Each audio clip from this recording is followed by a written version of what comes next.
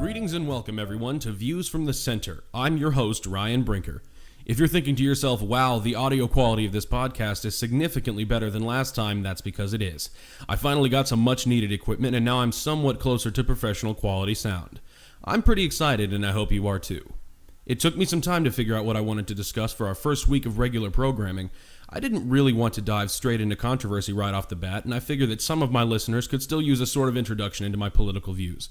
So, in that spirit, I have chosen the topic that means the most to me, the aspect of American life that to me is the most indispensable, constitutionally protected freedom of expression. Now, I understand completely well that not everyone listening is on the same page as far as the laws of the land. That's perfectly okay. We don't all have the same priorities in that way. For that reason, I've chosen to approach this topic as if you had never heard of free speech before. I'll start at the beginning. The term free speech is something that people tend to throw around with very little care and even less understanding. So let's do our best right away to define our terms.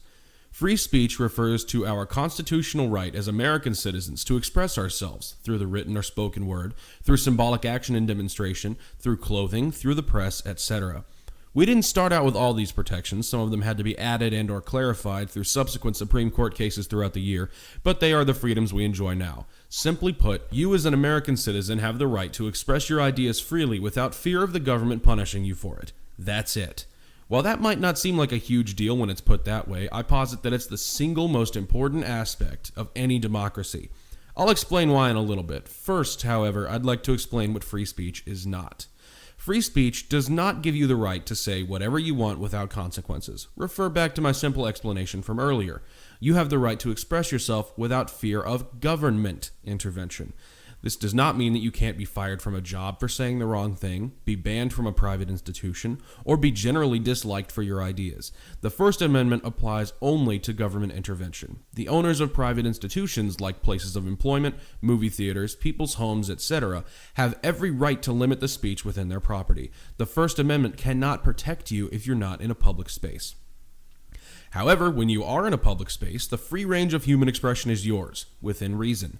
This means every sidewalk, public university campus, park, community center, and any place the general public meets to share ideas is open to you.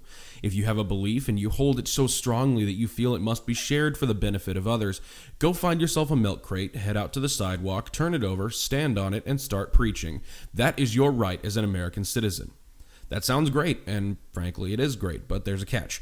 You see, every right we have comes with a responsibility. Namely, in this case, as with most others, that responsibility comes in the form of understanding that just like you have the rights to say what you want to, those with the complete opposite of your views are guaranteed the same right.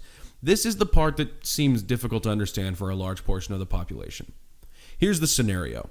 Someone publishes a book. The message behind the book is something patently offensive to you and your ideological group, whichever group that may be. It's so offensive, in fact, that several members of your group lobby for the book to be censored or even banned. This is a classic instance of groupthink getting in the way of free expression. The fact of the matter is that no one is allowed to ban another person's speech, no matter how upsetting they find it. This, like most things, is an issue that bounces back and forth between the parties. In the 90s, there was more than one instance of evangelical Christian Republican mothers shouting on TV about how Slayer and Marilyn Manson albums were harmful to the minds of their children and should be stricken from the store shelves. There are the famous banned book examples where books like Huckleberry Finn were banned from public schools due to their shocking content and coarse language. The instances may differ in detail, but the overarching theme is present. Someone created a means of expression with controversial content, and people reacted by trying to use the law to regulate that content. This isn't something that happened long ago either. It still happens to this day. In Canada, very recently, something called Bill C-16 was passed and will soon become law. The bill, in essence, makes it a criminal offense to refer to a transgender person by a pronoun that they indicate to be incorrect. In addition, the bill edits the Canadian Criminal Code, making it an actual crime to speak out against the idea of people being able to change their genders, defining it as, quote, hate propaganda. I have linked the bill in the description below. Feel free to take a look for yourself. You may very well think it's great to punish people who don't agree with you on transgender issues. You may think this is a great law, but it doesn't really matter in this instance. Whether or not you agree with the speech in question is irrelevant to the issue at hand, which is free speech.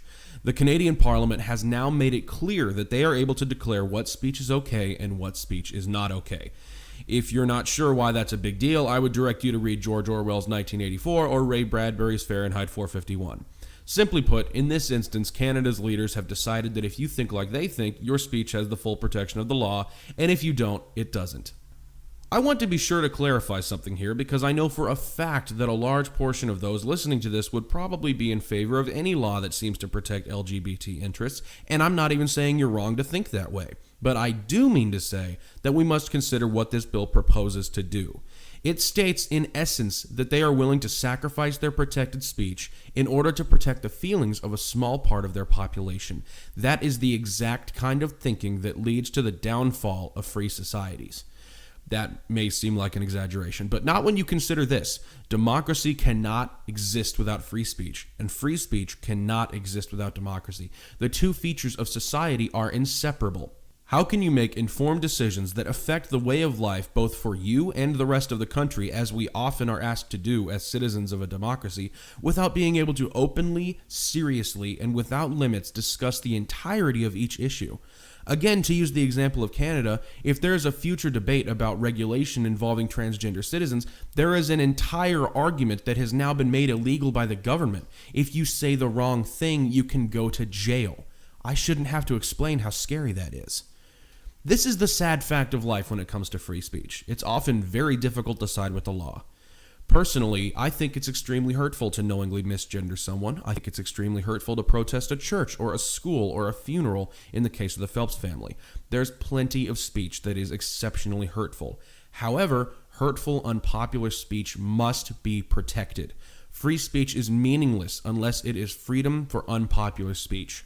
If we get to a point where we as a society can condemn entire ideas because they're too upsetting, then my friends, we have lost. Free speech is the cornerstone of our American way of life, and it must be defended vigorously and wholeheartedly. So then you may be asking, what is one to do when faced with an idea that offends the soul so deeply? There is a simple answer. John Stuart Mill coined the phrase marketplace of ideas. This phrase was later repeated by the U.S. Supreme Court as a means of describing the society we have created. Ideas in this way work like businesses in a free market. Only the best ones survive. So, if you happen upon a person standing on the sidewalk on an overturned milk crate shouting ideas that are upsetting to you, I would remind you that you have no right to make him stop shouting. However, you have every right in the world to find yourself a milk crate, set up shop right next to him, and shout even louder. This is the way that speech must be in the United States and in every free society. You have the right to say and hear extraordinary, outlandish, extreme opinions and points of view, and I would remind you to never take that right for granted. This has been Views from the Center. I'm your host, Ryan Brinker. Thank you for listening.